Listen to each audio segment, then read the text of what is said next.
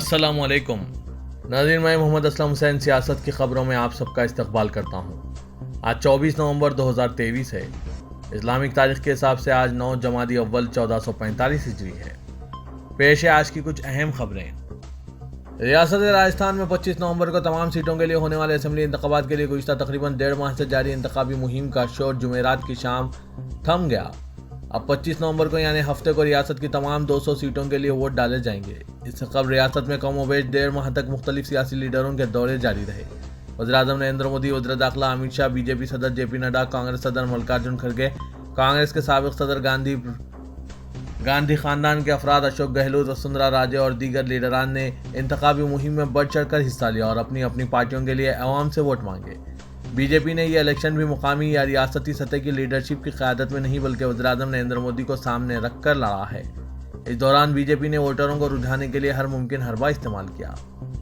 वोटरों से कई वादे किए गए, जिनमें रसोई गैस सिलेंडर पर 450 रुपये तक मजीद सब्सिडी देने का वादा भी शामिल है। आरजेडी सरबराह लालू प्रसाद यादव ने वज़ीर-ए-आज़म नरेंद्र मोदी को निशाना बनाते हुए कहा कि अगर मरकज बिहार को खुसूसी दर्जा नहीं देता तो वो इन्हें इख्तिदार से हटा देंगे। पटना हवाई अड्डे पर सहाफ़ियों से बात करते हुए लालू प्रसाद ने कहा कि बिहार को खुसूसी दर्जा मिलना चाहिए और अगर ऐसा नहीं हुआ तो हम मरकज से मोदी हुकूमत को हटा देंगे। याद रहे कि नीतीश कुमार हुकूमत की तरफ से काबीना की मीटिंग में इस पर एक करारदाद भी मंजूर की गई है। रियासत उत्तर प्रदेश में हलाल सर्टिफाइड मसनूआत की फरोख्त पर पाबंदी लग चुकी है और अब बिहार में भी कुछ इस तरह का मुतालबा जोर पकड़ने लगा है। बीजेपी के शोला बयान लीडर और मरकजी वजीर गिरिराज सिंह ने उत्तर प्रदेश की तरह बिहार में भी हलाल सर्टिफाइड मसनूआत की फरोख्त पर फौरी पाबंदी लगाने का मुतालबा किया। वज़ीर आला नीतीश कुमार के नाम लिखे एक खत में उन्होंने हलाल सर्टिफिकेशन और समाजी तौर पर तफरीक आमद और दहशतगर्दाना सरगर्मियों में मुमकिन शराकतदारी के दरमियान मुबैना रिश्तों के बारे में फिक्र का भी इजहार किया। हलाल सर्टिफाइड मसनूआत के ताल्लुक से गिरिराज सिंह ने जोर देकर कहा है कि इस तरह का सर्टिफिकेशन जिसका इस्लामी पैमानों से कोई ताल्लुक नहीं है, मजहब से गैर मुताल्लिका मसनूआत का इस्लामिनाइजेशन करने की एक कोशिश है। उन्होंने इदारों पर हलाल सर्टिफिकेट जारी करने में खुद अथॉरिटी बनने का इल्जाम भी आयद किया।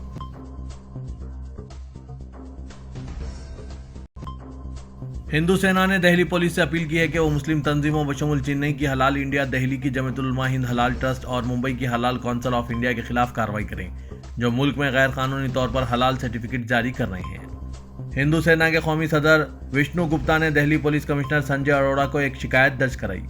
विष्णु गुप्ता ने अपनी शिकायत में कहा कि आपसे दरख्वास्त है कि मुल्क में चेन्नई की हलाल इंडिया, दिल्ली की जमीयतुल उलमा हिंद हलाल ट्रस्ट और मुंबई की हलाल काउंसिल ऑफ इंडिया गैर कानूनी तौर पर भारी रकूमात के एवज हलाल सर्टिफिकेट तकसीम कर रहे हैं।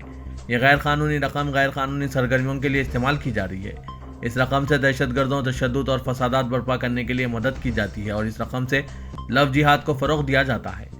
शिकायत में मजीद कहा गया है कि हलाल सर्टिफिकेट याफ्ता का मतलब खुर्दुनी शय खालिस है और इसे इस्लामी कानून के मुताबिक तैयार किया गया है।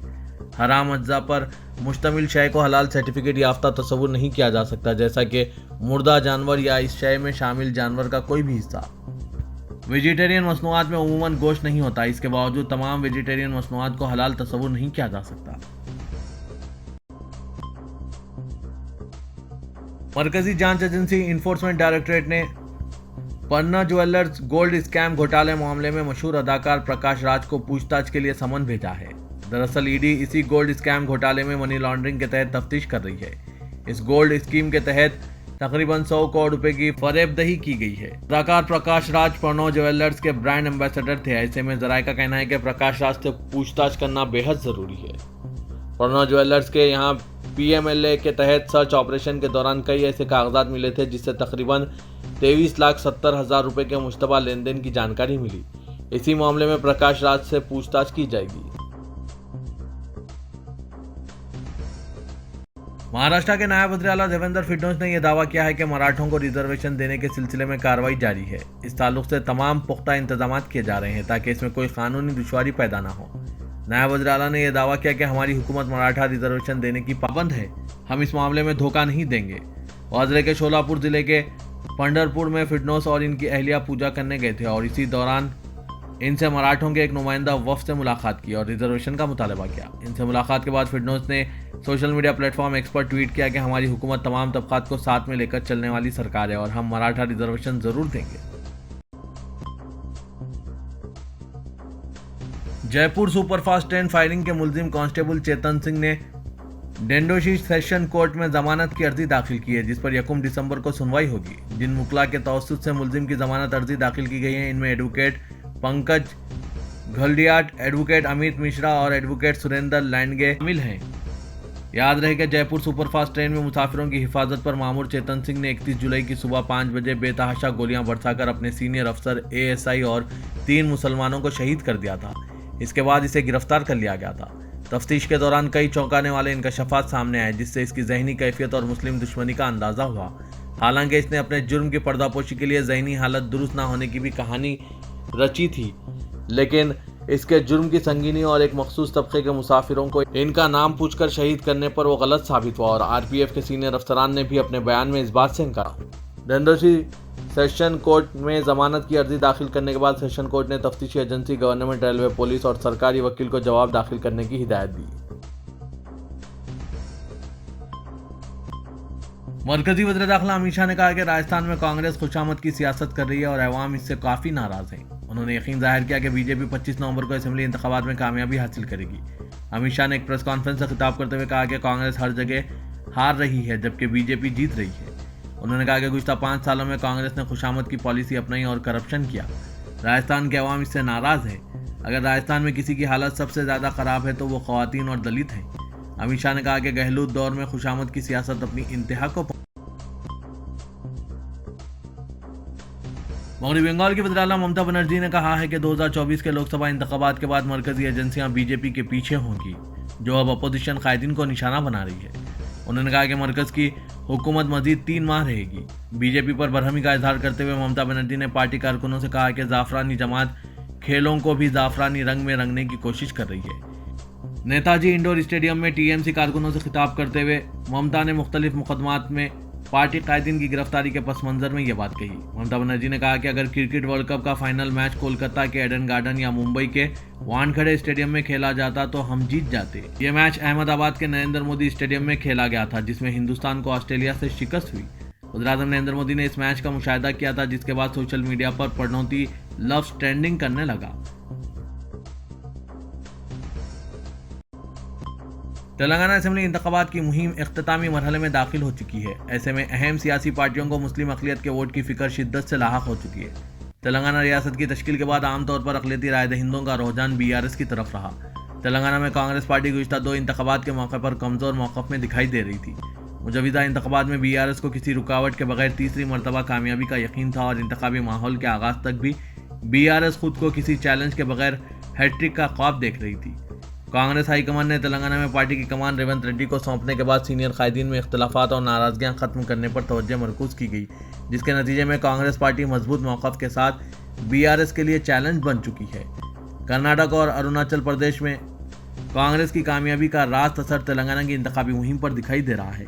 कर्नाटक की तरह मुस्लिम राय दहिंदों ने तेलंगाना में मुत्तहिदा रायदही का फैसला किया ताकि तरक्की और फलाह व बहबूद के सिलसिले में हुकूमत को पाबंद बनाया जा सके।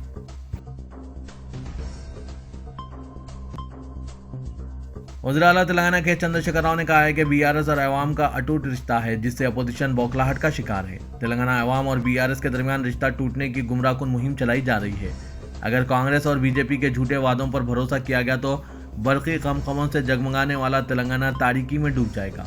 हर एक वोट रियासत के मुस्तकबिल को तय करेगा। मामूली सी गफलत और लापरवाही 5 साल की सजा बन जाएगी। चीफ मिनिस्टर केसीआर ने असेंबली हल्के जात विकाराबाद, महेश्वरम, जहीराबाद और पठानचरू में अवामी आशीर्वाद जलसों से खिताब करते हुए कहा कि बीआरएस की 60 लाख गुलाबी फौज है, जो पार्टी उम्मीदवारों को कामयाब बनाने एड़ी चोटी का जोर लगा रही है और अवाम भी हुकूमत की कारकर्दगी से मुतमईन है।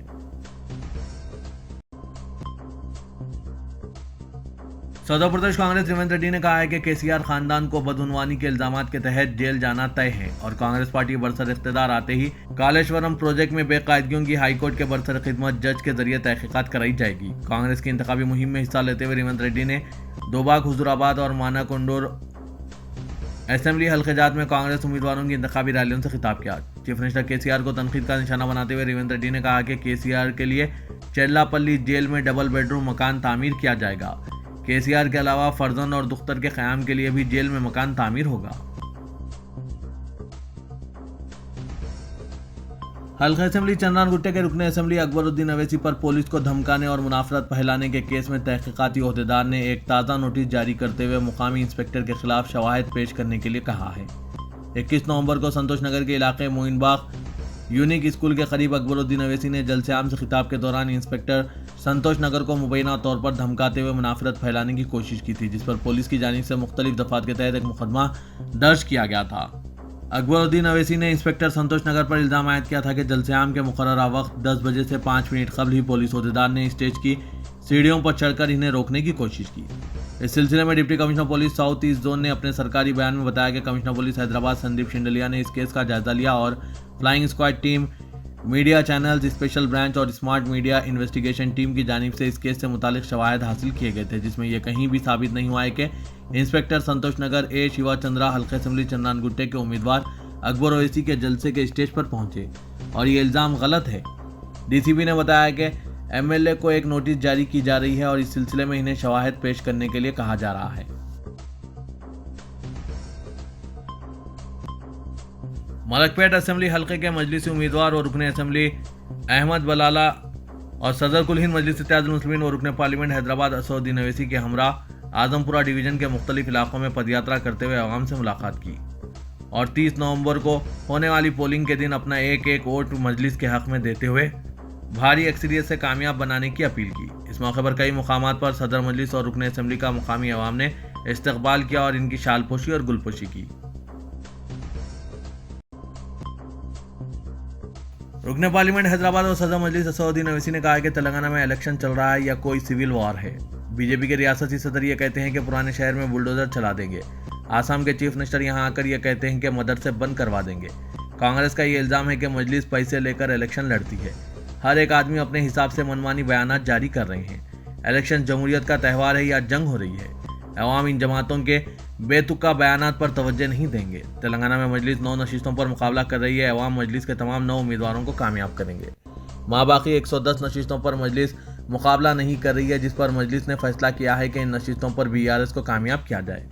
असदुद्दीन अवैसी सदर मजलिस ने TV9 चैनल के पॉलिटिकल कॉन्क्लेव में शिरकत के दौरान मुख्तलिफ सवालात के जवाब में इन ख्यालात का इजहार किया।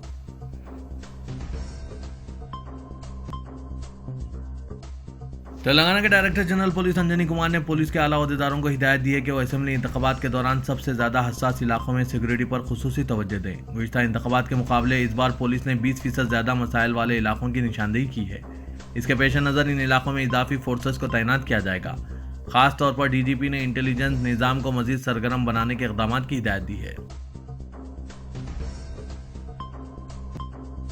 तेलंगाना असेंबली इंतखाबात के ज़िम्मन में 30 नवंबर को रायदही के मौके पर अमन व अमान की बरकरारी और गैर समाजी सरगर्मियों की सरकोबी के लिए इलेक्शन कमीशन के मुबस्सिरीन के साथ सिटी पुलिस कमिश्नर संदीप शिंडेलिया और डिस्ट्रिक्ट इलेक्शन ऑफिसर रोनाल्ड रोस ने Telangana state police integrated command and control centre में एक जायजा इजलास मुनक्किद किया। बाद इजलास संदीप शिंडेलिया ने मीडिया को बताया कि डिस्ट्रिक्ट इलेक्शन ऑफिसर रोनाल्ड रोस ने इंतखाबी अमल के मौसर निगरानी के लिए असली टेक्नोलॉजी के इस्तेमाल पर जोर दिया।